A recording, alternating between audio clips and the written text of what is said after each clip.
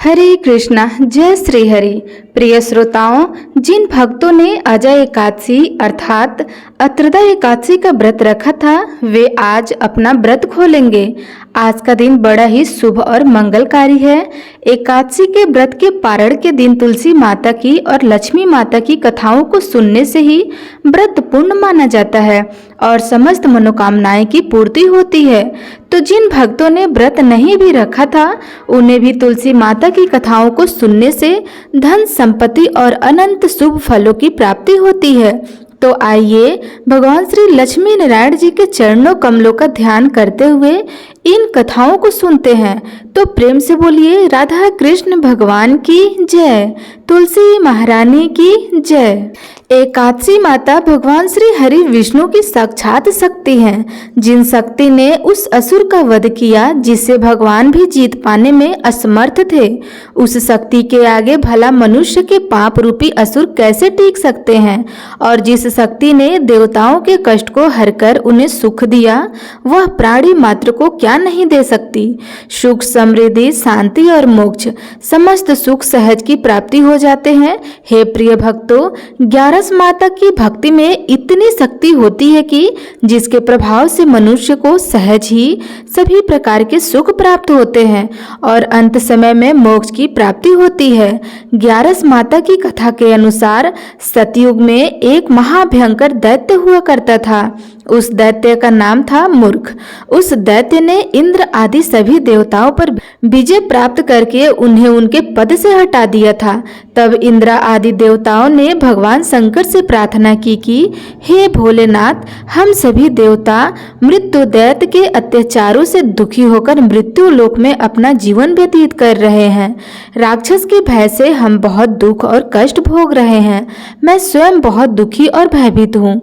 अन्य देवताओं की तो बात ही क्या करें। इसलिए है कैलाशपति, कृपया करके हमारा मूर्ख दैत्य के अत्याचार से बचाने का कोई उपाय बताइए। हे प्रिय भक्तों, देवराज इंद्र की प्रार्थना सुनकर भगवान शंकर ने कहा, हे देवेंद्र, आप भगवान श्री हरि विष्णु की शरण में जाइए। मधु कैटभ का संहार करने वाले भगवान श्री हरि विष्णु देवताओं को अवश्य ही इस भय से मुक्त करेंगे। भगवान शंकर के आदेश के अनुसार इंद्र तथा अन्य सभी देवतागण क्षीर सागर को गए, जहां पर भगवान श्री हरि विष्णु शेष शैया पर विराजमान थे। इंद्र सहित सभी देवताओं ने भगवान श्री हरि विष्णु को देखा और उनके सामने उपस्थित होकर उनकी स्तुति करने लगे। देवताओं कहने लगे, हे तीनों लोकों के स्वामी, आप स्तुति करने योग्य हैं। हम सभी देवताओं का आपको कोटि कोटि प्रणाम है। हे दैत्यों के संहारक, हम आपकी शरण में हैं, आप हमारी रक्षा करें। हे त्रिलोकपति, हम सभी देवता दैत्यों के अत्याचार से भयभीत होकर आपकी शरण में आए हुए हैं।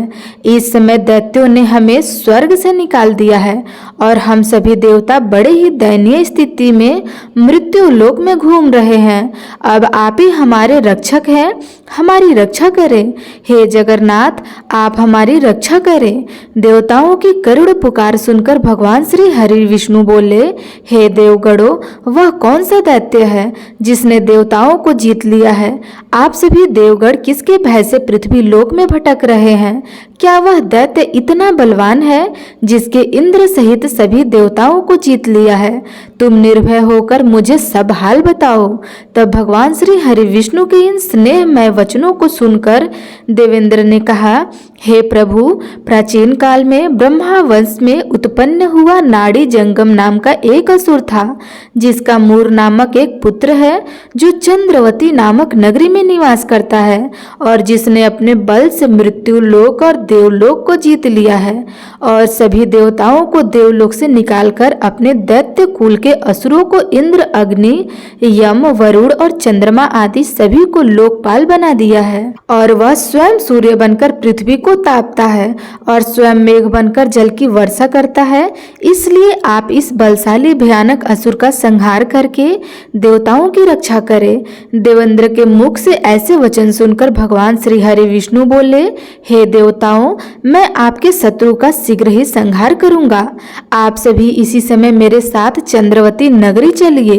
देवताओं की पुकार पर भगवान श्री हरि विष्णु तुरंत ही उनके साथ चल पड़े और उधर दैत्यराज मूर ने अपने तेज से जान लिया था कि भगवान श्री हरि विष्णु युद्ध की इच्छा से उनकी राजधानी में आ रहे हैं। इसलिए अपने राक्षस योजनाओं के साथ वह भी युद्ध भूमि में आकर गरजने लगा और देखते ही देखते युद्ध प्रारंभ हो गया। युद्ध शुरू होने पर अनगिनत असुर अपने अस्त्र शस्त्रों को धारण करके देवताओं से युद्ध करने लगे, लेकिन देवता तो पहले से ही डरे हुए थे। वह अधिक देर तक राक्षसों का सामना न कर सके और भाग करके खड़े हो गए। तब भगवान श्री हरि विष्णु स्वयं युद्ध भूमि में आ गए।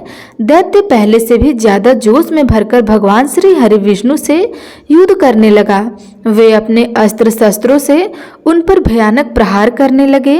दैत्यों के आक्रमण वारों को श्री हरि विष्णु अपने चक्र और गदा के प्रहारों से नष्ट करने लगे। इस युद्ध में अनेक दैत्य सदा के लिए मृत्यु की गोद में समा गए, किंतु दैत्यराज मूर भगवान विष्णु के साथ निश्चल भाव से युद्ध करता रहा। उसका तो जैसे अभी बाल भी बांका नहीं हुआ था। वह बिना डरे युद्ध कर रहा था। भगवान विष्णु मूर को मारने के लिए जिन जिन शास्त्रों का प्रयोग करते वे सब उसके तेज से नष्ट होकर उस पर पुष्पों के समान गिरने लगे। अनेक अस्त्रों शस्त्रों का प्रयोग करने पर भी भगवान श्री हरि विष्णु उससे जीत न सके। तब वे आपस में मल्ल युद्ध करने लगे।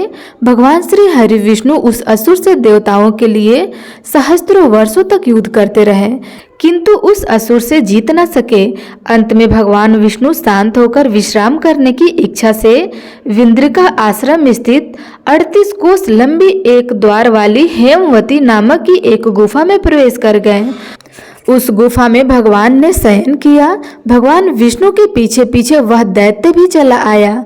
भगवान श्री हरि विष्णु को सोता हुआ देखकर वह दैत्य उन्हें मारने को तैयार हुआ और वह सोचता रहा कि आज तो मैं अपने चिर शत्रु को मारकर हमेशा हमेशा के लिए निष्कंटक हो जाऊंगा।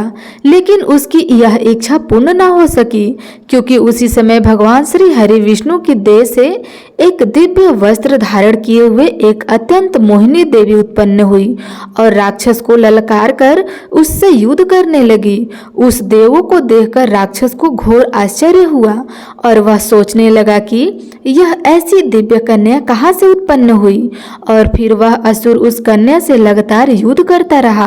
कुछ समय बीतने पर उस देवी ने क्रोध में आकर उस दैत्य के अस्त्र शस्त्रों के टुकड़े टुकड़े कर दिए। अब तो उस दैत्य को बड़ा ही क्रोध आया और वह सारी मर्यादाएं भंग करके उस देवी से मल्ल युद्ध करने लगा। उस तेजस्वी कन्या ने उसको धक्का मारकर मूर्छित कर दिया और उसकी मूर्छा टूटने से पूर्व ही उसका सिर काटकर धड़ से अलग कर दिया और सिर काटते ही वह असुर पृथ्वी पर गिरकर मृत्यु को प्राप्त हुआ और बाकी बचे हुए असुर अपने राज्य का ऐसे दुखद अंत देखकर भयभीत होकर पाताल लोक को भाग गए। भगवान श्री हरि विष्णु जब निद्रा से जागे तो उस असुर को मरा हुआ देखकर उन्हें घोर आश्चर्य हुआ और वे सोचने लगे कि इस महाबली को किसने मारा है। तब वह तेजस्वी कन्या श्री हरि के हाथ जोड़कर बोली, हे जगदीश्वर, यह असुर आपको मारने को तत्पर था, तब मैंने आपके शरीर से उत्पन्न होकर इस असुर का वध किया है। देवी की बात सुनकर भगवान श्री हरि विष्णु बोले कि तुमने इस असुर को मारा है, इसलिए हे देवी, मैं तुमसे अत्यंत प्रसन्न हूँ। इसे मारकर तुमने तीनों लोकों के देवताओं के कष्ट को हरा है, इसलिए तुम अपनी इच्छा अनुसार वरदान मांग लो, मैं तुम्हारी प्रत्येक इच्छा को पूर्ण करूंगा। भगवान की यह बात सुनकर वह देवी बोली कि हे प्रभु, मुझे यह वरदान दीजिए कि जो भी मनुष्य या देव मेरा व्रत करे उसके सभी पाप नष्ट हो जाएं और अंत में उसे स्वर्ग लोक की प्राप्ति हो। मेरे व्रत का आधा फल रात्रि को मिले और उसका आधा फल एक समय भोजन करने वाले को मिले। जो श्रद्धालु भक्ति पूर्वक मेरे व्रत को करे वे निश्चय ही वैकुंठ लोक को प्राप्त करें। और जो मनुष्य मेरे व्रत में दिन रात तथा रात्रि को एक बार भोजन करे वह धन धान्य से भरपूर रहे। कृपया करके मुझे ऐसा वरदान दीजिए। भगवान श्री हरि विष्णु ने कहा, हे देवी, ऐसा ही होगा। मेरे और तुम्हारे भक्त एक ही होंगे और अंत में संसार में प्रसिद्ध को प्राप्त होकर मेरे लोक को प्राप्त करेंगे। हे कल्याणी, तुम एकादशी को पैदा हुई हो, इसलिए तुम्हारा नाम भी एकादशी हुआ। तथा जो मनुष्य इस दिन व्रत करेगा उसके समस्त पाप समूल नष्ट हो जाएंगे। तुम मेरे लिए अब तीज, अष्टमी, नवमी और 14 से भी अधिक प्रिय हो। तुम्हारे व्रत का फल सभी तीर्थों के फल से भी महान होगा। यह मेरा अकाट्य कथन है। इतना कहकर के भगवान श्री हरि विष्णु उसी स्थान पर अंतर ध्यान हो गए। तो सभी प्रेम से बोलिए, एकादशी माता की जय, विष्णु भगवान की जय। आज के इस वीडियो में मैं आपको सुनाने जा रही हूँ तुलसी मैया की एक चमत्कारी कथा। यह कहानी एक ऐसी दुखियारी बेटी की कहानी है जिसे समाज ने ठुकरा दिया था, पर जिसका कोई नहीं होता उसका तो तुलसी मैया होती है। तो आइए आज के वीडियो में हम ऐसे ही एक चमत्कारी कथा का श्रवण करते हैं। किसी गांव में एक गरीब दंपति रहते थे। बेटे के इंतजार करते करते उन्हें लगातार 3 बेटियां पैदा हो गई। वे बहुत ही गरीब थे। पिता खेत में काम करते थे और उसी से उनका परिवार चलता था। कमाई कम थी पर परिवार में खुशहाली बहुत थी, पर भगवान को यह भी मंजूर नहीं था। कुछ दिनों बाद तीनों बेटियों के सर से पिता का साया छीन गया। कोई गंभीर बीमारी से पिता की मृत्यु हो गई। माँ अकेले अब करे तो क्या करे। वह अपने तीनों बेटियों के साथ अपने मायके चली गई। मायके में नाना के छत्र छाया में उनका पालन पोषण होने लगा। बड़ी बेटी बड़ी हो गई और संस्कारी हुई। माँ के संस्कारों का उस पर काफी प्रभाव पड़ा। वह अपने माँ के घर के कामों में हाथ बढ़ाती थी और रोज सुबह सूरज उठने से पहले उठ जाती और अपने माँ के साथ घर का सारा काम करती थी। गोबर से आंगन लिपती। आंगन में बहुत ही सुंदर तुलसी का मंदिर था। प्रतिदिन नहा धोकर वह और उसकी माँ तुलसी माता की पूजा करते, उसे जल से सींचते। घर में गाय भी थी, गाय को चारा खिलाती। यह सब करके उसका सारा दिन गुजर जाता था। कुछ दिनों बाद तीनों बेटियों की दाखिला एक अच्छे से स्कूल में कर दी गई। कुछ दिन तो ठीक ही रहा, पर नाना के देहांत के बाद आर्थिक तंगी के कारण बड़ी बेटी को अपनी पढ़ाई बीच में ही छोड़नी पड़ी। दोनों छोटी बहनें अपनी पढ़ाई जारी रखी, पर ये दोनों छोटी बेटियां अपने पढ़ाई जारी रखी। अब नाना के देहांत होने के बाद माँ और उसके बड़ी बेटी अपने मामाओं और घर के ध्यान रखती। साथ ही दोनों बेटी बहनों की पढ़ाई ना रुके, इसके लिए वह मजदूरी भी करने लगी। देखते ही देखते तीनों बेटियां बड़ी हो गई। बड़ी बेटी तो पढ़ी लिखी नहीं थी, इसके कारण उसके लिए अच्छा लड़का और घर नहीं मिल रहा था।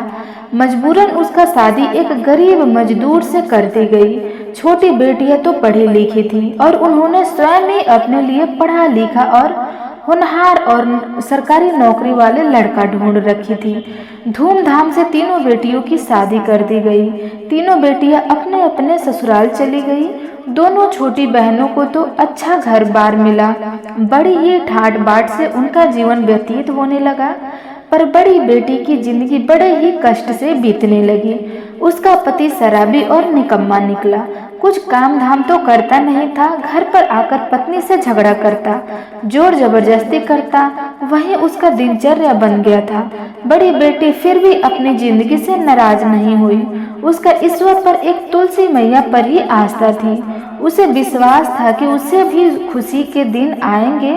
कुछ दिनों के बाद तीनों बेटियों की एक एक करके बेटा पैदा हुए। तीनों बेटियां बहुत खुश थी।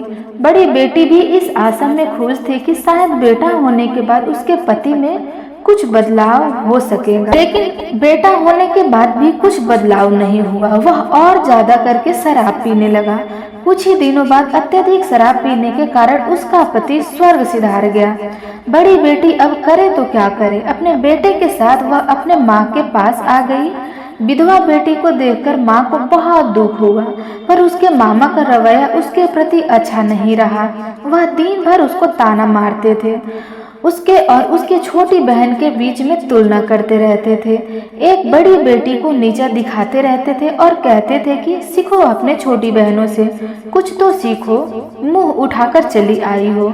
मेरी छाती पर लेटने और उसे मनहूस बोलकर बुलाते रहते थे। ना कि उसे प्यार करते और ना ही उसके बेटे को भी। माँ बेचारी करती तो क्या करती, वह तो खुद ही अपने भैया के सर का पर बोझ बनी हुई थी।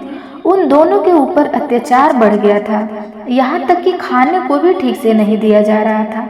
माँ छिपा छिपा कर खाना लाती थी उनके लिए, लेकिन एक ही दिन यह सब करते हुए उसके भाई ने उसे देख लिया। उस दिन बहुत ही झगड़ा हुआ। बड़ी बेटी बहुत ही स्वाभिमानी थी, वह अपने बेटे को लेकर घर से निकल गई। किसी शहर में जाकर वह किसी होटल में खाना बनाने और बर्तन धुलने का काम करने लगी। ऐसे ही दिन बीतता गया। उसके बेटे अब स्कूल जाने लगे। छोटी बहनों के बेटे तो इंग्लिश मीडियम स्कूल में पढ़ रहे थे, पर बड़ी बहन के बेटे तो सरकारी स्कूल में पढ़ता। सरकारी स्कूल में पढ़ने के बावजूद वह हर सब्जेक्ट में अच्छा नंबर लाता था, क्लास में फर्स्ट होता था। होटल में काम करके कुछ पैसा इकट्ठा करके बड़ी बेटी अपने लिए एक घर भी बना ली। घर में तुलसी मैया का एक सुंदर सा मंदिर भी बनवाई। माँ बेटा दोनों ही तुलसी मैया की पूजा किया करते थे। तुलसी मैया की कृपा से उनकी जिंदगी खुशहाली से बीतने लगी। बोर्ड के एग्जाम में तो बड़ी बेटी के बेटा राज्य में टॉप किया। नंबर अच्छा होने के कारण वह आगे की पढ़ाई के लिए विदेश चला गया। पढ़ाई का सारा खर्चा तुलसी मैया की कृपा से सरकार ने उठाया। कुछ वर्षों बाद अपना देश लौट आया और अपने माँ के नाम से बहुत बड़ा कंपनी खोला। बेटा अपने ईमानदार मेहनत और बुद्धि से कंपनी को ऊंचाई की ओर ले गया। दोनों छोटी बहनों के बेटे इसी कंपनी में नौकरी करने लगे।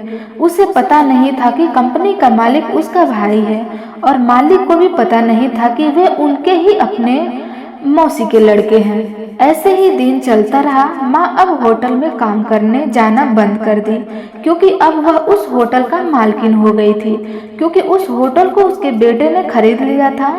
दिन बहुत खुशहाली से बीतने लगा। एक दिन माँ को अपने माँ से मिलने की इच्छा हुई। वह अपने माँ से मिलने की बात अपने बेटे को बताई। बेटा ने कहा कि माँ, मुझे कोई जरूरी काम है, विदेश जाना पड़ेगा। 2 दिन बाद मैं वापस आऊंगा और मैं तुम्हें लेकर जाऊंगा। ड्राइवर को कह देता हूँ कि वह आपको मामा के घर छोड़ आए। बड़ी बेटी बड़ी ही खुशी मन से माँ से मिलने की और बहनों से मिलने की आस लेकर निकल पड़ी।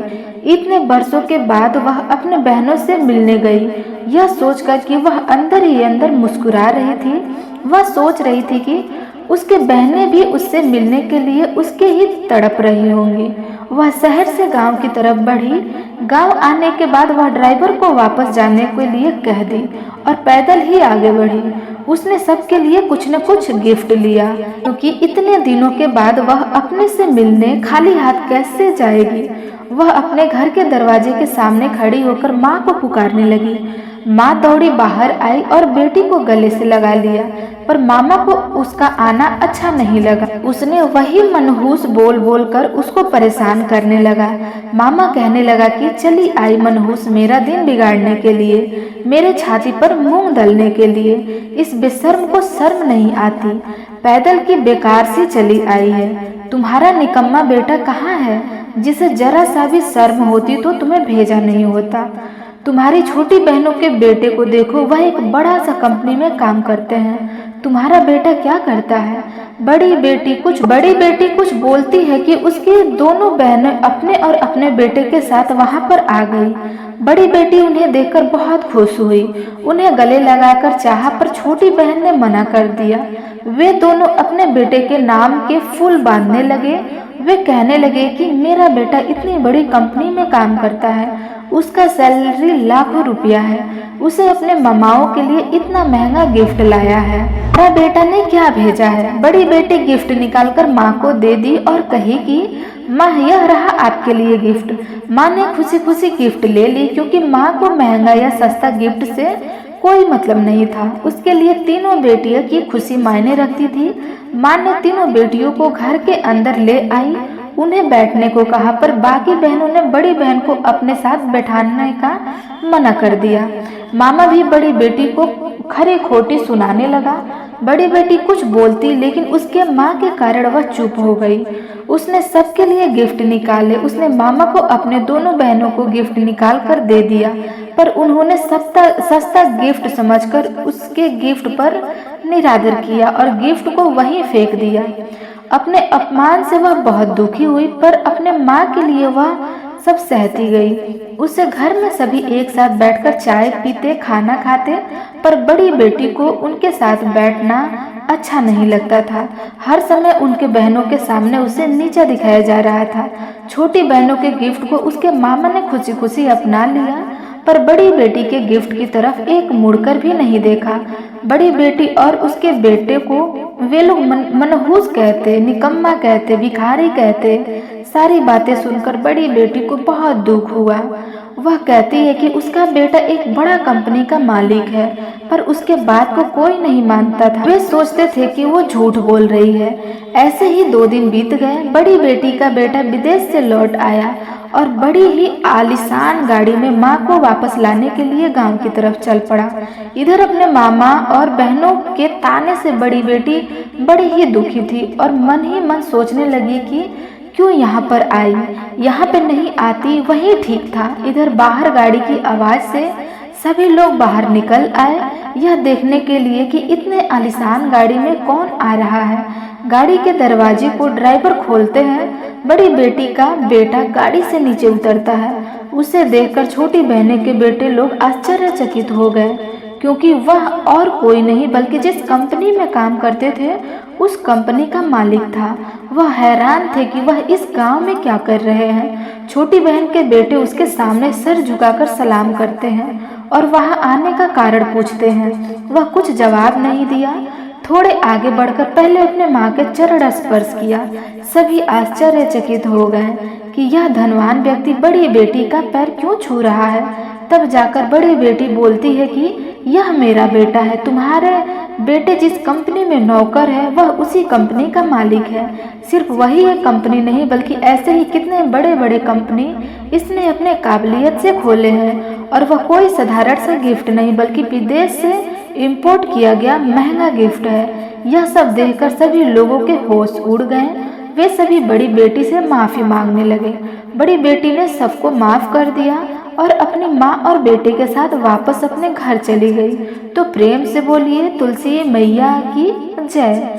जय हो तुलसी मैया। हम आपसे यही विनती करते हैं, जैसे आपने बड़ी बेटी पर कृपा करी वैसे हम सब पर करिए। हमें भी बड़ी बेटी के जैसा होनहार पुत्र प्रदान कीजिए।